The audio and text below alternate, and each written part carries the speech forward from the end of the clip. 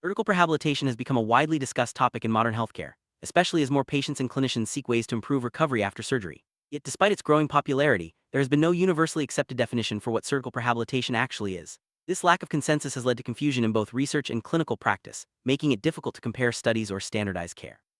Without a clear definition, interventions labeled as prehabilitation can vary greatly, from exercise programs to nutritional support or psychological counseling.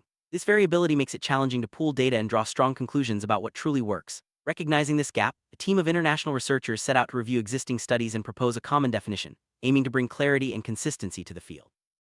To address the lack of a standard definition, researchers conducted a comprehensive scoping review. They searched 6 major medical databases for randomized controlled trials that used the term prehabilitation and included adults undergoing elective surgery. The studies had to feature interventions lasting at least 7 days, focusing on exercise, nutrition, psychological support, or combinations of these. Total, 76 trials were included, covering a range of surgeries such as abdominal, orthopedic, thoracic, and cardiac procedures. The team used both inductive and deductive qualitative methods to analyze how prehabilitation was defined across these studies. By systematically coding and comparing the language used, they identified the most common elements and objectives of prehabilitation programs.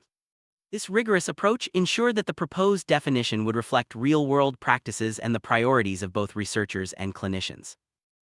After analyzing the data, the researchers proposed a consolidated definition for surgical prehabilitation. It is a process that begins at diagnosis and continues up to surgery, consisting of one or more preoperative interventions such as exercise, nutrition, psychological strategies, and respiratory training. Primary aim is to enhance a patient's functional capacity and physiological reserve, enabling them to better withstand the stress of surgery, improve postoperative outcomes, and facilitate recovery. Importantly, the review found that while medical optimization and general education are valuable, they are often considered part of standard surgical care rather than core elements of prehabilitation. This new definition is intended as a first step towards standardization, helping guide future research and clinical practice. The authors emphasize that ongoing collaboration among international stakeholders is needed to refine and globally adopt this definition.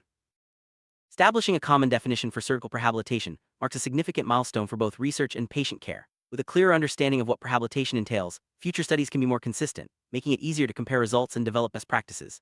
This in turn can lead to more effective interventions that truly help patients prepare for surgery and recover more quickly. However, the authors acknowledge that their definition is just a starting point.